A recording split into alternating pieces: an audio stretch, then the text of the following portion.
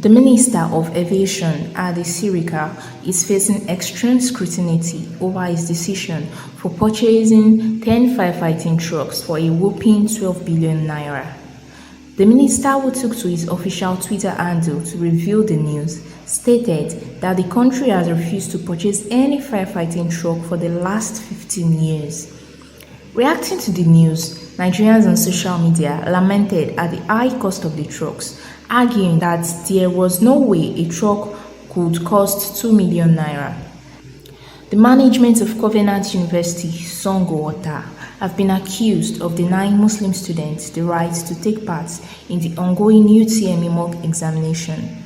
The Muslim students who were meant to write their mock exam at the institution were seen waiting outside, while others were allowed without any hindrance. Are the firefighting trucks too expensive?